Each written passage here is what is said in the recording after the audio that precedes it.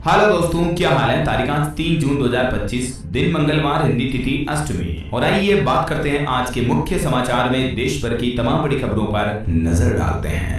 देखिए, एक तो आज के दिन को दुनिया भर में वर्ल्ड बाइसाइकिल डे के रूप में मनाया जाता है, यानी विश्व साइकिल दिवस। रोजाना हमें थोड़ी बहुत साइकिल चलानी चाहिए। ये ना सिर्फ हमारी हेल्थ के लिए फायदेमंद होती है, बल्कि पर्यावरण के लिए भी काफी लाभदायक होती है। चलिए आगे बढ़ते हैं अपन खबरों में। देखिए, पहली बड़ी अच्छी खबर, भारत बनेगा इलेक्ट्रिक कारों का नया बॉस। केंद्र सरकार एक नई स्कीम लेकर आई है, जिससे ईवी कंपनियों को बम्पर फायदा मिलने वाला है और इनका बेनिफिट ग्राहकों को भी मिलेगा। दरअसल भारत को इलेक्ट्रिक व्हीकल का हब बनाने के लिए केंद्र सरकार की तरफ से एक नई इलेक्ट्रिक कार स्कीम लॉन्च की गई है और खास करके भारत में ग्लोबल कार मैन्युफैक्चरर्स से इलेक्ट्रिक वाहन सेगमेंट में निवेश को आकर्षित करने के लिए सरकार ने ये स्कीम लॉन्च की है। मतलब अब विदेशी इलेक्ट्रिक कार विनिर्माता कंपनियां वगैरह जो हैं, उनके लिए सरकार ने ये योजना के नए दिशा निर्देश जारी किए हैं, जिसके तहत फॉरेन कंपनियों को 5 साल तक सीमा शुल्क की 15% के निम्न दर से न्यूनतम 35,000 अमेरिकी डॉलर की कीमत वाली कारों का आयात करने की छूट होगी। हालांकि इस नई इलेक्ट्रिक कार योजना से स्थानीय उत्पादन में निवेश के बदले आयात कर घटाया गया है, तो इससे विदेशी ईवी निर्माताओं को तो बड़ी राहत मिलेगी, लेकिन इसके साथ एक शर्त ये भी रखी है कि उन्हें 3 साल के अंदर अंदर स्थानीय उत्पादन भी शुरू करना होगा। मतलब भारत में ही मैन्युफैक्चरिंग करनी होगी। तो इससे अच्छा फायदा ये होगा कि मेक इन इंडिया को बढ़ावा मिलेगा।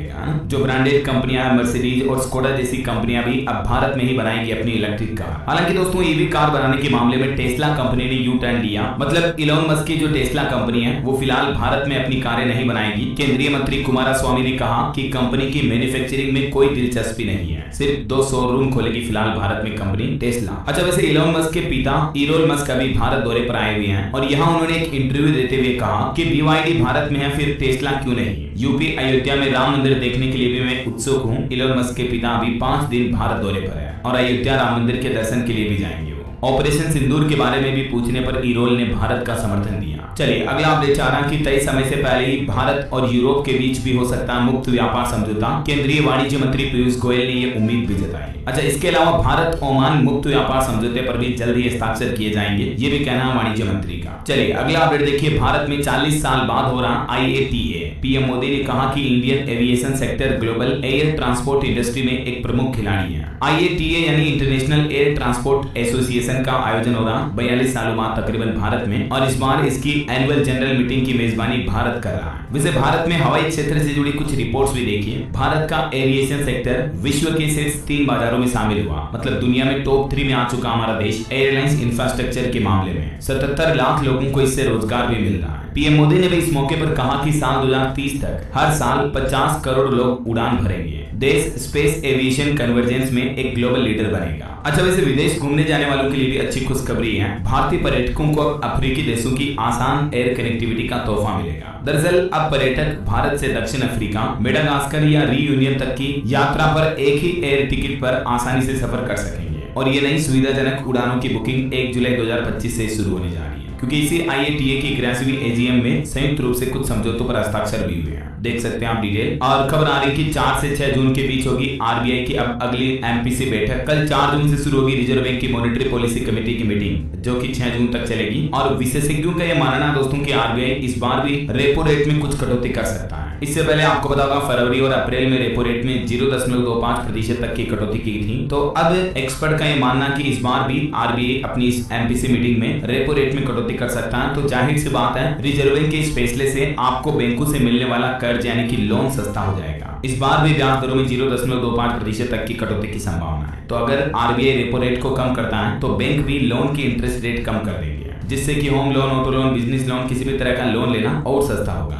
तो ये पता चल जाएगा अब 6 तारीख को जब RBI की मीटिंग कंप्लीट होगी, तो उसके बाद क्या क्या फैसले लिए जाते हैं। जो भी अपडेट होगा मैं आपको हाइलाइट्स बता दूंगा इसी चैनल DLS न्यूज के माध्यम से, है ना। तभी तो दोस्तों मैं आपको रोजाना कहता हूँ कि अगर आप अभी तक भी जुड़े नहीं हो इस चैनल से, तो जुड़ जाइए। चैनल को सब्सक्राइब करके बेल आइकन जरूर दबा दीजिएगा और इस वीडियो पर एक लाइक और शेयर भी कर देना, ताकि आपको रोजाना की ताजा खबरें, महत्वपूर्ण मुख्य समाचार, काम के न्यूज अपडेट सबसे पहले आपके मोबाइल पर मिलते रहेंगे। आप खुद एक बार चैनल पर जाकर देखना, रोजाना की जो भी काम की खबरें अपडेट होते हैं ना, नए नियम, सरकार के बड़े फैसले, सबसे पहले मैं आपको बता देता हूँ। ठीक है, तो जुड़ जाइए आपके अपने DLS भाई से। और चलिए अगला अपडेट देखिए, स्टूडेंट्स के लिए महत्वपूर्ण खबर आ रही है। 15 जून को होने वाली नीट PG की परीक्षा स्थगित हुई। जल्द ही इसका नया शेड्यूल जारी होगा। सुप्रीम कोर्ट के आदेश के बाद NBEMS की तरफ से यह बड़ा फैसला लिया गया। हाल ही में आपको पता होगा सुप्रीम कोर्ट ने नीट PG एग्जाम पर फैसला सुनाते हुए कहा था कि एक शिफ्ट में एग्जाम कराया जाए। तो सर्वोच्च न्यायालय के इस फैसले के बाद फिलहाल इस एग्जाम को पोस्टपोन कर दिया है। और वहीं देखिए जेईई एडवांस का रिजल्ट भी जारी हुआ। राजस्थान कोटा के राजीव गुप्ता टॉपर बने, कट ऑफ 74 मार्क्स तक गई। मैंने कांग्रेस राजीव को। चलिए अगली बड़ी खबर देखिए, दिल्ली हाईकोर्ट ने कहा कि सदगुरु की आवाज, उनका चेहरा और उनका पहनावा खास है, उनकी इजाजत के बिना कोई भी इनका इस्तेमाल नहीं कर सकता है। दरअसल हाल ही में कई सारे ऐसे मामले सामने आए जिसमें कई ऑनलाइन वेबसाइट्स और कई सोशल मीडिया अकाउंट्स पर सदगुरु की आवाज और वीडियो में बदलाव करके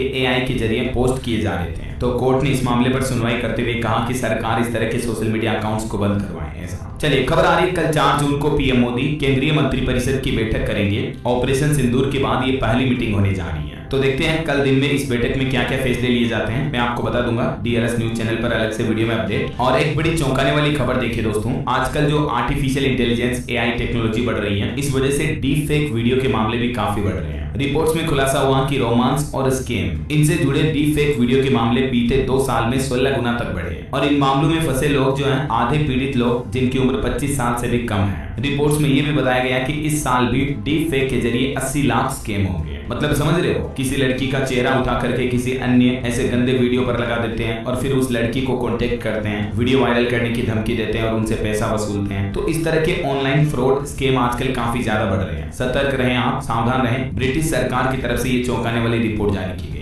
भारत के आंकड़ों की भी बात करें तो बीते साल 2024 में हर दिन भारतीयों ने तकरीबन 60 करोड़ रुपए कमाए इस तरह के स्कैम साइबर क्राइम के जरिए। रिपोर्ट में यह भी पता चला कि ऑनलाइन पार्टनर की तलाश में जोखिम उठाने के चलते भी आजकल के युवा शिकार हो रहे हैं इसका, समझ रहे हो। तो अगर आपके साथ आपके फोटो वीडियो को कोई मॉर्फ करके या एआई से एडिट करके इस तरह से आपको ब्लैकमेल करता है तो आप ऑनलाइन कंप्लेंट दर्ज करा सकते हैं cybercrime.gov.in इस गवर्नमेंट के पोर्टल के जरिए, या ये साइबर क्राइम के हेल्पलाइन नंबर भी है 1930। तो इन पर भी आप कॉल करके अपनी साइबर क्राइम की कंप्लेंट दर्ज करा सकते हैं।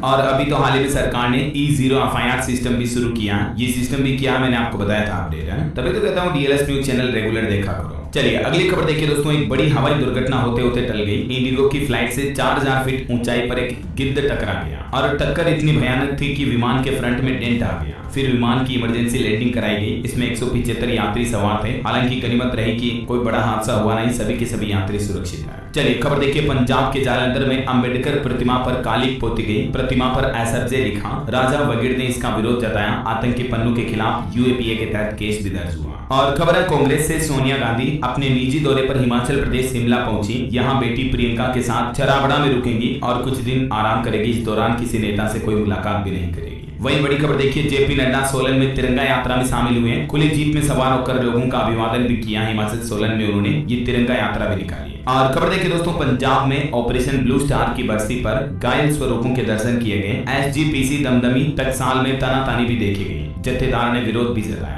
अमृतसर में 6000 सुरक्षा कर्मी भी तैनात रहे। अभी ऑपरेशन ब्लू स्टार की 41वीं बरसी चल रही है। और भारत के लिए एक और बड़े गर्व की बात देखिए दोस्तों, नॉर्वे चेस टूर्नामेंट में एक बार फिर से भारत के world chess champion D Gukesh ने दुनिया के नंबर 1 चेस प्लेयर को हराया। गुस्से में कार्लसन ने बोर्ड पर मुक्का भी मारा। पहले कहा था कि मुझे हराने वाला कोई नहीं है, लेकिन वर्ल्ड चैंपियन डी गुकेश ने नॉर्वे चेस टूर्नामेंट के 6ठे राउंड में दुनिया के नंबर 1 प्लेयर मैग्नस कार्लसन को हरा दिया। और ये गुकेश की क्लासिकल चेस में कार्लसन के खिलाफ पहली जीत भी है। अभी तो गुकेश की उम्र मात्र 19 साल है और चेस में इनकी हार्ड वर्किंग मेहनत का नतीजा देखिए जरा। मैंने कांग्रेस डी गुकेश को वाकई में। चलिए अगला अपडेट देखिए दोस्तों, बांग्लादेश में करेंसी से वहां की पूर्व प्रधानमंत्री शेख हसीना के पिता की तस्वीर को हटा दिया है, जबकि उनके पिता शेख मुजीब को बांग्लादेश के राष्ट्रपिता माने जाते हैं। जैसे हमारे भारत में महात्मा गांधी है ना, वैसे अब तक बांग्लादेश के नोटों पर उनकी तस्वीर थी। लेकिन अब बांग्लादेश सरकार ने नए नोट जारी किए हैं जिस पर हिंदू और बौद्ध मंदिरों की फोटो लगाई गई है। बांग्लादेश के केंद्रीय बैंक ने 1050 और 20 टका के नए नोट जारी किए। इन नोटों से शेख हसीना के पिता की तस्वीर को हटा दिया गया। चलिए खबर देखिए, पराग्वे के राष्ट्रपति अभी भारत दौरे पर आए हुए हैं। पीएम मोदी से भी मिले वो, द्विपक्षीय बातचीत हुई। पालम एयरवेज पर गार्ड ऑफ ऑनर से उनका स्वागत भी किया गया। चलिए खबर देखिए, बॉलीवुड का एक सीक्रेट खुलासा सामने आ रहा। अरब क्रिकेट की रिपोर्ट ने बॉलीवुड की पोल खोली। कहा कि भूल चूक माफ फिल्म का कलेक्शन भी फर्जी है। सिनेमाघर खाली पड़े हैं। यहाँ तक कि स्त्री और छावा जैसी फिल्मों की कमाई भी नकली दिखाई गई। इस रिपोर्ट में दावा किया गया। चलिए ऑटो इंडस्ट्री से खबर देखिए, टाटा हैरियर ईवी आज लॉन्च होने जा रही है। कंपनी का दावा है कि एक बार फुल चार्ज करने पर इसकी रेंज 550 किलोमीटर से भी ज्यादा होगी। इस इलेक्ट्रिक एसयूवी में आपको 360 डिग्री कैमरा, ट्रांसपेरेंट मोड और बूस्ट क्रॉल जैसे ऑफ राइडिंग फीचर्स भी मिलेंगे। आज 3 जून को टाटा मोटर्स कंपनी अपनी ये नई हैरियर ईवी मॉडल को लॉन्च करने जा रही है ना। चलिए खबर देखिए, राजस्थान की एक बॉलीवुड एक्ट्रेस रुचि गुर्जर फ्रांस में कांस फिल्म फेस्टिवल 2025 में शामिल होकर जब वो जयपुर पहुंची तो रुचि ने बताया कि ऑपरेशन सिंदूर की सफलता और प्रधानमंत्री नरेंद्र मोदी के सफल नेतृत्व को सम्मान देने के लिए मैंने पीएम मोदी का फोटो वाला नेकलेस पहना था। मतलब पीएम की फोटो लगी हार पहनी इन्होंने। एक्ट्रेस बोली कि पाकिस्तानी इससे खुश नहीं थे, मुझे ट्रोल भी किया गया।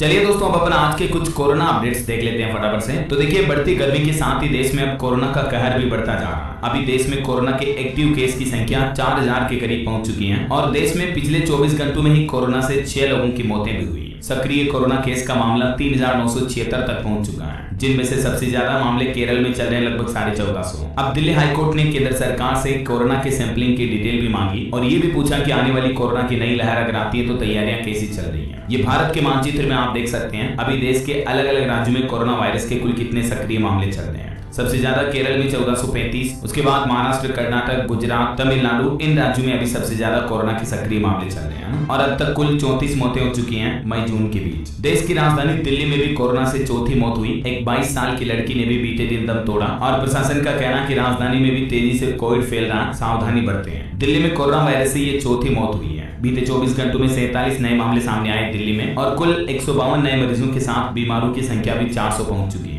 इधर बिहार में भी देखिए, पटना IGIMS में कोरोना की जांच शुरू हुई। नए वेरिएंट की पहचान के लिए जीनोमिक सीक्वेंसिंग की सुविधा भी शुरू की गई। और वहीं दोस्तों, राजस्थान वासी भी जरा सावधान हो जाएं क्योंकि यहाँ भी कोरोना का आंकड़ा 100 के पार पहुंच चुका है। बीते एक ही दिन में 15 नए मरीज मिले और अभी राजस्थान में कुल कोरोना संक्रमितों की संख्या 113 पहुंच चुकी है। गुजरात में भी कोरोना का कहर देखा जा रहा। एक ही हॉस्पिटल में 2 महिलाओं की भी मौत हुई। 24 घंटों में 50 नए मामले सामने आए। अभी देश के 5 राज्यों में सबसे ज्यादा कोरोना वायरस का प्रकोप तेजी से फैल रहा है, मैंने आपको बताया थे डिटेल। और वहीं दोस्तों, बढ़ते कोरोना के बीच हेल्थ सुविधाओं को लेकर भी एक बड़ी चौंकाने वाली रिपोर्ट सामने आ रही है कि हमारे देश के 7 राज्यों के 19 जिलों में कई स्वास्थ्य केंद्रों की पोल खुली, जहां अस्पतालों में न दवाइयां हैं न ही प्रॉपर डॉक्टर है। ICMR, WHO और BHO की संयुक्त रिपोर्ट में ये चौंकाने वाला खुलासा हुआ है। खास करके भारत के कई ग्रामीण स्वास्थ्य केंद्रों पर तो ब्लड प्रेशर, मधुमेह यानी डायबिटीज वगैरह की दवाइयां भी अवेलेबल नहीं है। 7 राज्यों के 415 केंद्रों पर ये सर्वे किया गया, जिसमें चिंताजनक रिपोर्ट सामने आई है। और इन रिपोर्ट से पता चल रहा है दोस्तों कि कहीं ना कहीं हमारे देश में अभी भी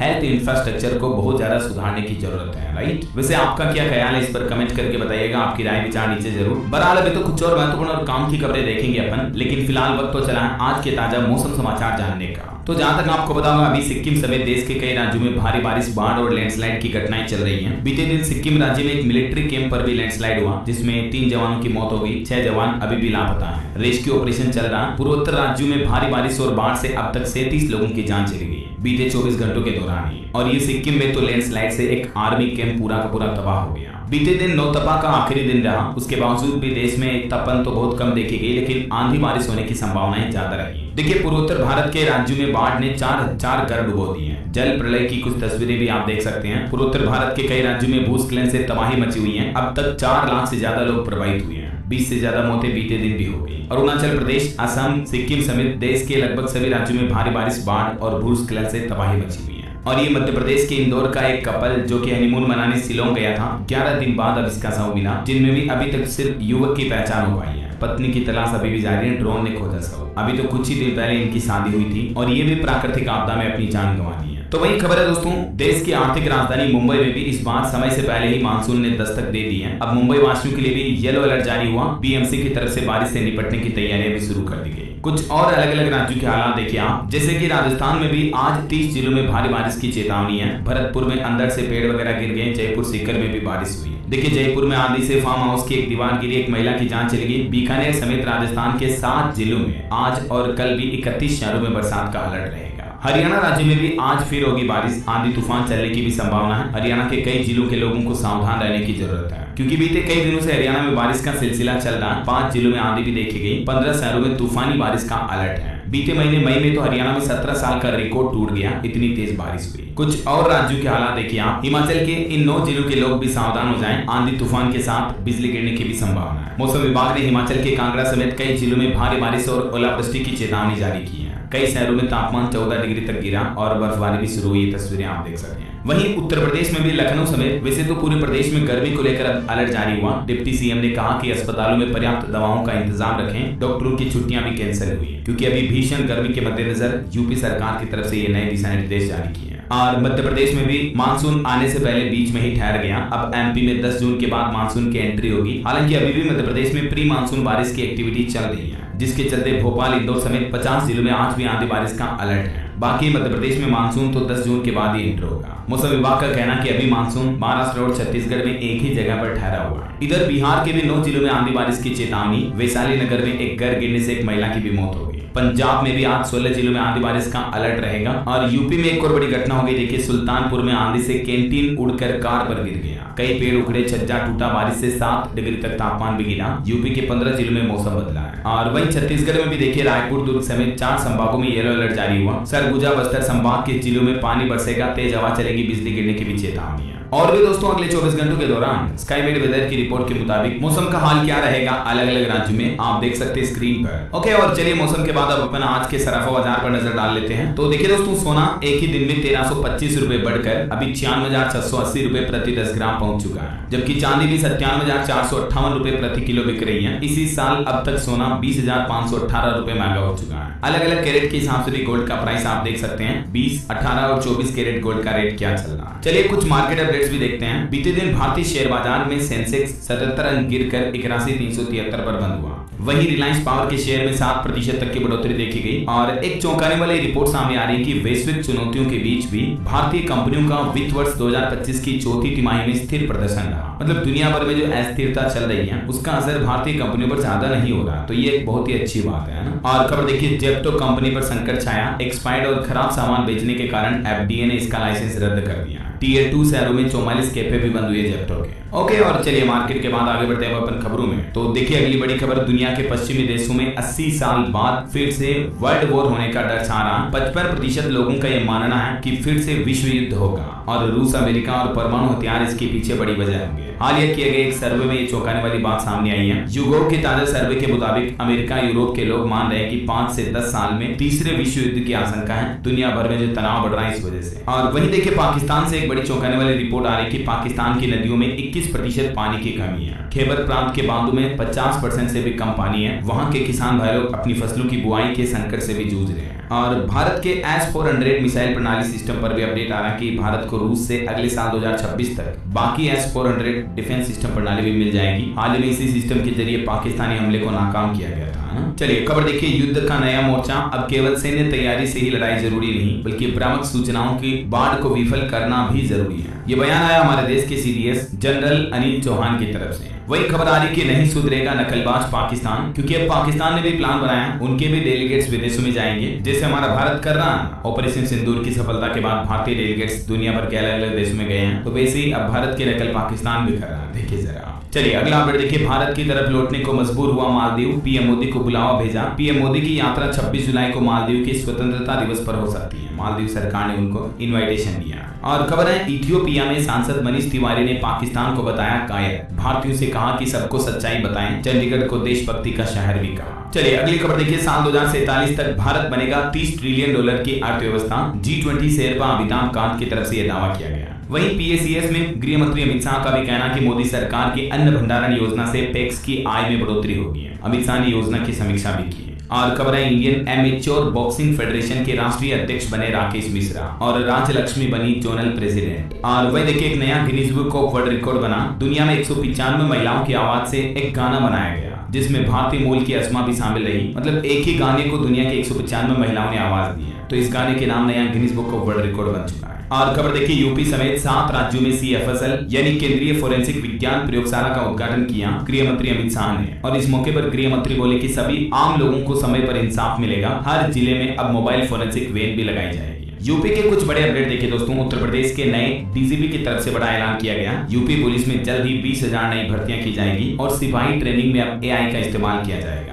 वहीं आज उत्तर प्रदेश की योगी कैबिनेट की बैठक भी होने वाली है और इसमें कई अहम प्रस्तावों को हरी झंडी मिल सकती है। हैं। ओडीओपी योजना पर भी चर्चा होगी इस कैबिनेट मीटिंग में। और वहीं देखिए उत्तर प्रदेश में समीक्षा बैठक में भी मुख्यमंत्री ने अधिकारियों को बर्ड फ्लू को लेकर सख्त निर्देश दिया। योग दिवस के मुद्दे को लेकर भी चर्चा हुई और आने वाले बकरीद के त्योहार पर भी सीएम योगी बोले कि बकरीद पर गाय और ऊंट की कुर्बानी नहीं होगी। अफसरों से कहा कि माहौल बिगड़ने न पाए, तहरीर का इंतजार नहीं बल्कि तुरंत एक्शन हो। सीएम योगी ने इस बैठक में 5 बड़े ऑर्डर जारी किए। देख सकते हैं आप कि प्रतिबंधित पशुओं की कुर्बानी नहीं होगी, मुस्लिम समुदाय के रिएक्शन पर नजर रखी जाएगी, ड्रोन एवं सर्विलांस से निगरानी होगी, कानून व्यवस्था बनाए रखने पर जोर दिया, विवाद की स्थिति में तहरीर का इंतजार नहीं होगा। यूपी मेरठ में भी सड़कों पर नहीं होगी बकरीद की नमाज। 14 जोन और 32 सेक्टर में बांटा गया शहर। पुलिस के साथ आरएएफ और पीएसी के जवान भी तैनात हुए। वैसे आपको बता दूं इस बार बकरीद का त्योहार आने वाली 7 तारीख को है ना। चलिए अगली खबर देखिए। देश के वाणिज्य मंत्री पीयूष गोयल पेरिस में टॉप कंपनियों के सीईओ से मिले। भारत के ईवी और रिन्यूएबल एनर्जी सेक्टर में निवेश को लेकर बातचीत भी की। और केरल हाईकोर्ट का एक ऐतिहासिक फैसला देखिए। एक ट्रांसजेंडर दंपति के बच्चे को मिला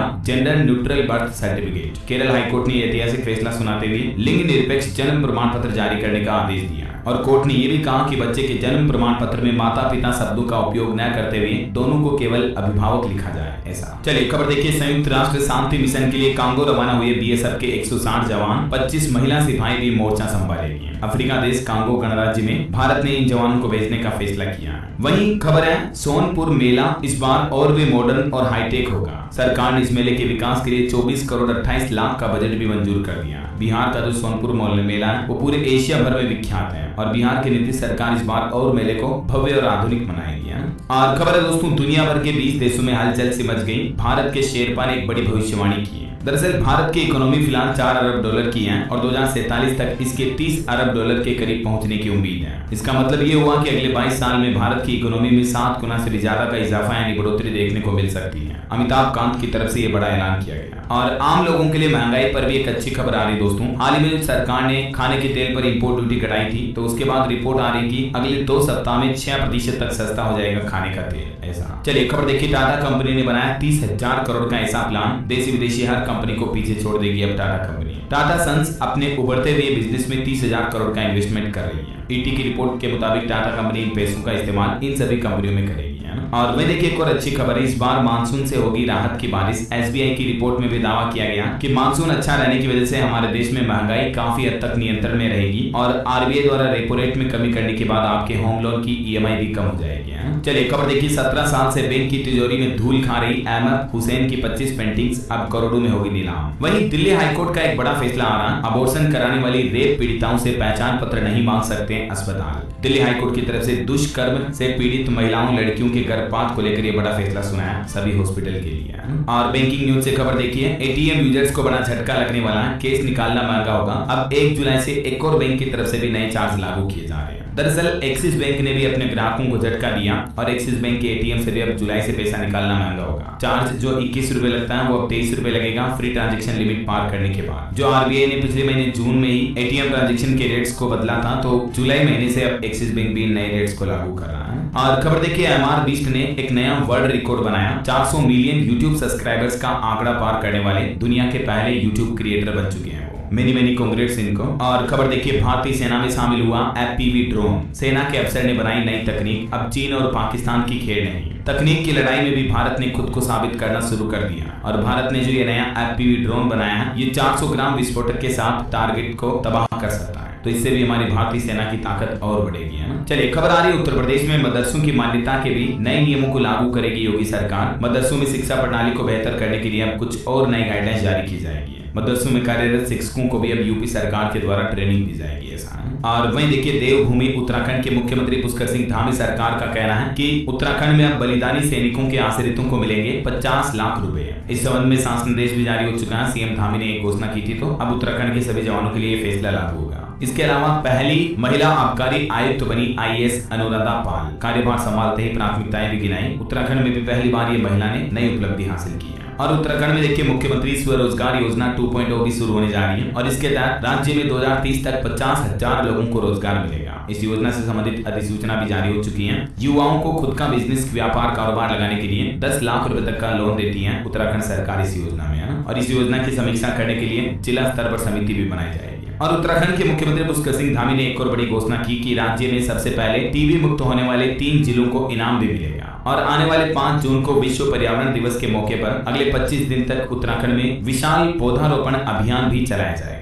चलिए खबर देखिए। हिमाचल प्रदेश के मुख्यमंत्री सुखविंदर सिंह सुक्खू बोले कि हिमाचल में 2100 वन मित्र नियुक्त किए गए हैं, जिनमें से 55% लड़कियां भी हैं। चलिए खबर देखिए। पंजाब सरकार ने लैंड पूलिंग पॉलिसी को कैबिनेट से मंजूरी दी। प्रथम चरण में 27 शहरों में इसे लागू किया जाएगा। इस नई पॉलिसी के तहत किसान चाहे तो अब खुद बिल्डर या सरकार को अपनी जमीन दे सकेंगे। ये लैंड पूलिंग पॉलिसी लागू की गई है पंजाब में ना। इस पॉलिसी के बाबत ज्यादा डिटेल आप देख सकते हैं स्क्रीन पर। खेल जगत से खबर देखिए। आईपीएल को इस बार मिलेगा नया चैंपियन। श्रेयस के तूफान के आगे हारी मुंबई, 11 साल बाद फाइनल में पहुंची पंजाब। और आज आईपीएल का फाइनल मैच होगा। गुजरात अहमदाबाद में बारिश की भी 62% संभावना है। 80,000 ऑनलाइन टिकट भी बिकी। फ्लाइट्स का किराया भी बढ़कर 25,000 तक पहुंच चुका है। IPL final Narendra Modi stadium में खेला जाएगा आज मंगलवार को, बेंगलुरु और पंजाब के बीच है। चलिए खबर देखिए। देश की राजधानी दिल्ली में बंद होगा 2800 से ज्यादा क्लस्टर बसों का संचालन। सरकार पर 300 करोड़ रुपए बकाया है। वहीं खबर है दिल्ली में वार्ड समितियों के लिए भी चुनाव शुरू हुए। स्थायी समिति पर किसका होगा कब्जा? शुरुआती दौर में तो आम आदमी पार्टी का दबदबा दिख रहा है। और दिल्ली वासियों के लिए एक और अच्छी खबर है दोस्तों। पानी के बढ़े हुए बिलों से भी जल्द मिलेगी मुक्ति। सरकार लाएगी नई नल बिल माफी योजना, जिससे कि नल जल के 90% बिल माफ हो जाएंगे।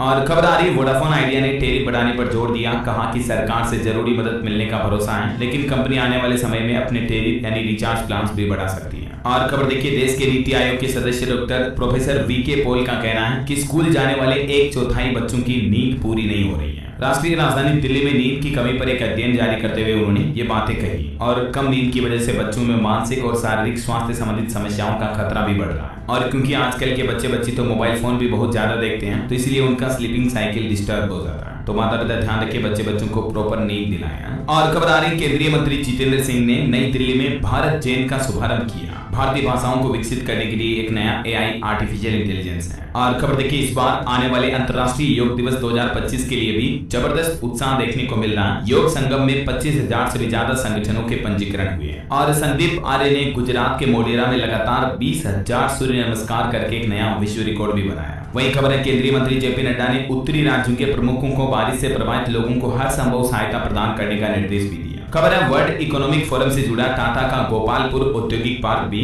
ग्रीन अमोनिया का नया मिशन है। और भारत का मैन्युफैक्चरिंग पीएमआई बीते महीने मई में 57.6 रहा। मजबूत मांग और रिकॉर्ड हायरिंग दर्ज हुई। एचएसबीसी की लेटेस्ट रिपोर्ट में यह दावा किया जा रहा है। खबर है रेल मंत्री अश्विनी वैष्णव ने नई दिल्ली में पेराग्वे के राष्ट्रपति सेंटियागो पेना पालासियोस से भेंट की और वार्तालाप की तस्वीरें आप देख सकते हैं। इनसे पीएम मोदी ने भी मुलाकात की और कहा कि भारत पेराग्वे संबंधों को मजबूती मिलेगी। पीएम मोदी बोले आतंकवाद का मिलकर दोनों देश मुकाबला करेंगे। वहीं देखिए चाइना ने एस्टेरॉइड से नमूने कलेक्ट करने के लिए एक नया मिशन लॉन्च किया, टियानवेन-2। और लुइस मोंटेनेग्रो को पुर्तगाल के प्रधानमंत्री के रूप में पुनः नियुक्त किया गया। हेनरिक क्लासेन ने अंतर्राष्ट्रीय क्रिकेट से भी संन्यास लेने की घोषणा की। अच्छा, हरियाणा में एक नई पहल देखिए। मम्मी की हेल्प करो, बुजुर्गों के पेट दबाओ। बच्चों को इस तरह से नया गर्मी की छुट्टियों का होमवर्क दिया गया। हरियाणा के कई स्कूलों में दिए गए इस बार गर्मी की छुट्टियों के टास्क सुर्खियों में बने हुए हैं, चर्चा का विषय बने हुए हैं। और वहीं हरियाणा में एक और नई पहल देखिए। स्कूलों के पास नियंत्रित होगा अब यातायात। पैदल चलने वालों को मिलेगा सुरक्षित रास्ता भी। इसके लिए 74.5 करोड़ का बजट भी मंजूर हुआ। हरियाणा सरकार ने सड़क सुरक्षा को बढ़ावा करने के लिए यह नया प्लान बनाया है। वही दोस्तों नए प्ले स्कूलों को भी अब 45 दिन में मिलेगी मान्यता। 30 दिन में नवीनीकरण भी होगा। हरियाणा सरकार की तरफ से स्कूलों की मैनेजमेंट को बेहतर करने के लिए भी यह बड़ा फैसला लिया। और हरियाणा में शराब ठेकों की नीलामी में भी हेल्प करेगी अब पुलिस। डीजीपी ने सभी एसपी को अलर्ट किया। 4,900 बदमाशों की लिस्ट भी बनकर तैयार हुई। चलिए खबर देखिए। भारत पाकिस्तान तनाव के बीच एयर इंडिया ने बड़ा फैसला लिया है। तुर्की की कंपनी से विमान रखरखाव का समझौता करार रद्द करने पर विचार किया जा रहा है। और वित्त मंत्री का एक नया निर्देश देखिए आप। बीमा कंपनियों को आदेश दिया और कहा कि साइबर फ्रॉड को भी कवर करने वाले बीमा प्लान लाएं कंपनियां। मतलब ऐसे बीमा प्लान होंगे जिनमें साइबर क्राइम भी कवर होंगे। समझ रहे हो? जैसे अलग अलग तरह के इंश्योरेंस होते हैं ना, नुकसान वगैरह के, गाड़ी के एक्सीडेंट वगैरह के जो इंश्योरेंस होते हैं ना, वैसे ही साइबर फ्रॉड के भी इंश्योरेंस कवर जल्दी आपको देखने को मिलेंगे। और देखिए हिमाचल प्रदेश में जनसंख्या के आधार पर पंचायती राज संस्थाओं में सीटें होंगी आरक्षित। 2010 के जैसे लागू होगा नया रोस्टर सिस्टम। पंजाब सरकार का एक और बड़ा फैसला देखिए। प्राथमिक स्कूलों के जैसे ही होगी आंगनबाड़ी कर्मियों की भी गर्मी की छुट्टियां। पंजाब के फरीदकोट से नया आदेश जारी हुआ। धीरे धीरे सभी जिलों में से लागू किया जाएगा।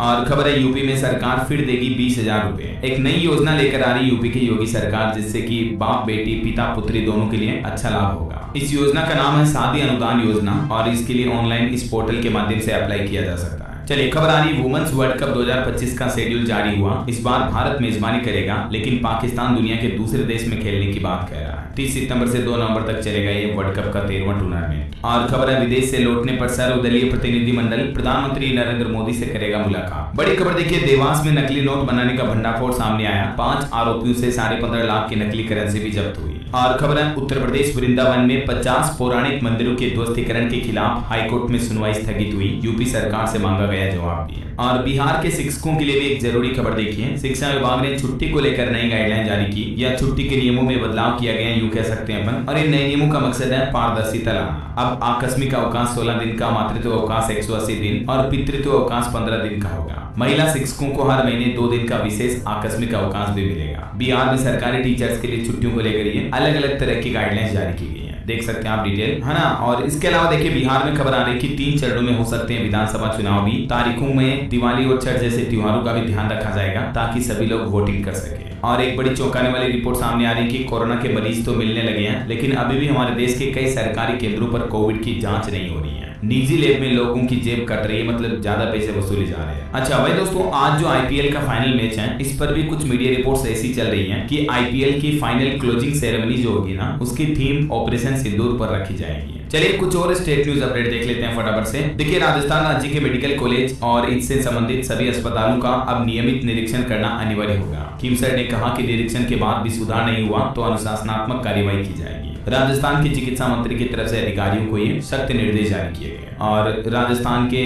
झुंझुनू का एक मामला देखिए दोस्तों, 60 दिन के टूरिस्ट वीजा पर एक शख्स दुबई गया था, लेकिन 23 महीने हो गए, अभी भी वो दुबई में लापता है। उनके परिजन फूट फूट कर रो रहे हैं। पीएम मोदी से भी उन्होंने गुहार लगाई। उनकी बेटी का कहना कि मेरे पापा का पता लगाएं। 21 जून 2023 का ये मामला है। शख्स का नाम है राकेश कुमार जहांगीर, जो एक एजेंट के जरिए वीजा बना करके दुबई पहुंचे थे। ये उनके कुछ डिटेल्स भी आप देख सकते हैं। हम उम्मीद करते हैं कि इनके परिजनों की बात सरकार तक पहुंचे ताकि इनको कुछ मदद मुहैया हो सके।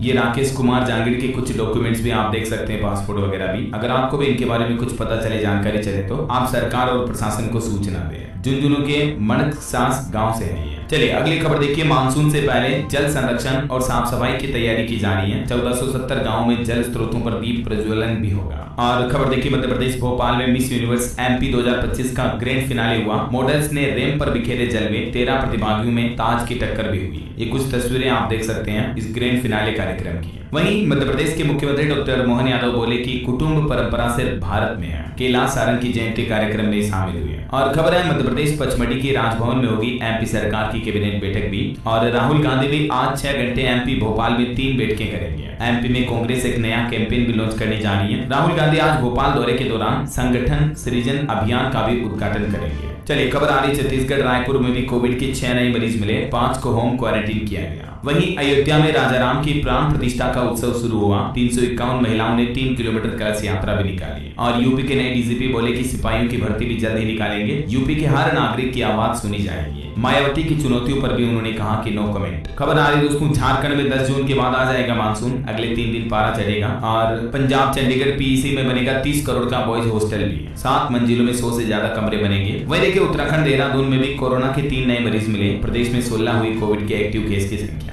और उत्तराखंड में शहीद सैनिकों के लिए बड़ी घोषणा की, मैंने आपको बताया था। कारगिल विजय दिवस के मौके पर मुख्यमंत्री ने अनाउंसमेंट किया, 50 लाख दिए जाएंगे सैनिकों के आश्रितों को। और 26 जुलाई 2024 से आदेश माना जाएगा।